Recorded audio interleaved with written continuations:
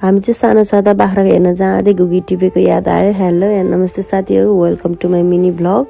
हजुरहरू सन्चै हुनुहुन्छ अनि म पनि एकदम सन्चै आरामैको साथ न्यू ब्लग लिएर आइसकेकी छु। हजुरहरूलाई अघि मैले लिङ्कमा हालिदिएको युट्युब च्यानल चाहिँ मेरो आफ्नै युट्युब च्यानल हो। हजुरहरूले गएर भिजिट गर्न सक्नुहुन्छ।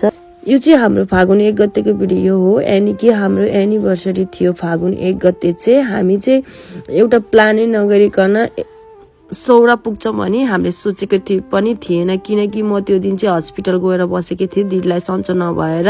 अनि हतार घर आएर नुहाइधुवाइ गरेर हामी चाहिँ लाग्यौँ रातको 8 बजेतिर सौरा। हामी घरबाट निस्किँदै ढिलो भइसकेको थियो, त्यसैले हामी चाहिँ सुरुमा पुग्ने बित्तिकै हामीले अर्डर गर्यौँ घुगी चाहिँ लगभग मैले धेरै नै भइसकेको नखाएको। हामी सानो छँदा चाहिँ हामीले दिनै प्रायः जस्तो कति घुगी खान्थ्यौँ, तर अहिले चाहिँ घुगी देख्न पनि एकादशको कथा भइसकेको छ। अनि हामीले चाहिँ घुगी अर्डर गऱ्यौँ। घुगी फेरि कति धेरै आएको छ, एउटा 1 कराई नै आएको छ। यो कराई चाहिँ देख्न सक्नुहुन्छ कति ठुलो हो। घुगी यति मिठो थियो कि साथीहरू, पिरो अनि यो चुस्न नजानेलाई चाहिँ एकदम गाह्रो हुन्छ। मलाई खासै चुस्न नि नआउने कि, अनि बल्ल चुसेर खाएँ। सानो छँदा चाहिँ यस्तो घुगीहरू कति खाइन्थ्यो। हेर्नु न, मेरो पारा चाहिँ यस्तो छ कि निकाल्न नजानेर लट्ठी घुसारी भए पनि खानै पर्ने रे के।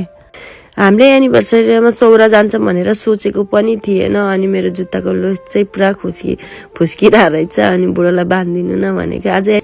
आजको दिन यति रमाइलो हुन्छ भनेर मैले सोचेको पनि थिएन। अनि फर्स्ट टाइम चाहिँ हामी नानी नलिकन फर्स्ट टाइम यसरी घुम्न गएका थियौँ, बुढाबुढी मात्रै। अनि हामी चाहिँ 2 जना कपाल मिलेर यसरी घुम्न जाँदाखेरि नै छुट्टै रमाइलो भएको थियो। अनि त्यसपछि हामीले अर्डर गरेको कुराहरू पनि आइसकेको थियो। चिकन छोइला र पोर्क छोइला मिठो भयो। त्यसपछि हामीले चाहिँ इन्जोय गरेर खायौँ।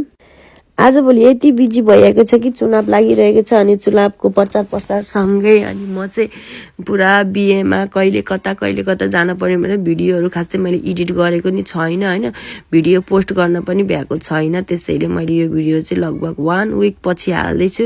हजुरहरूले माया गरिदिनु होला म चाहिँ फर्स्ट टाइम यसरी दोहोरी साँझ पुगेको थिएँ। दोहोरी साँझमा जाँदाखेरि नै त्यहाँ छुट्टै रमाइलो हुँदो रहेछ, तर म यो फर्स्ट टाइम भएको कारणले मलाई खासै रमाइलो चाहिँ लागेन। अनि त्यसपछि हामी गयौँ क्लबतर्फ। क्लबमा त झन् यति रमाइलो हुन्छ।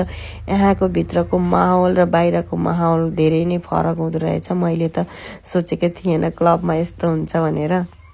फर्स्ट टाइम गएको कारणले म चाहिँ एकदम हलमल पलेर हेरिरहेको थिएँ, लाठोले पापा हेरे जसरी। बिहान भइसकेको थियो अनि हामी आफ्नो रुममा चाहिँ कफी आइसकेको थियो। हामी चाहिँ सबैजना मिलेर आफ्नो कोठामा बसेर कफी खायौँ। त्यसपछि उतापट्टि चाहिँ दाइहरूको रुम भने, यतापट्टि चाहिँ हाम्रो रुम थियो। त्यसपछि उहाँले मलाई यसरी सरप्राइज दिन्छु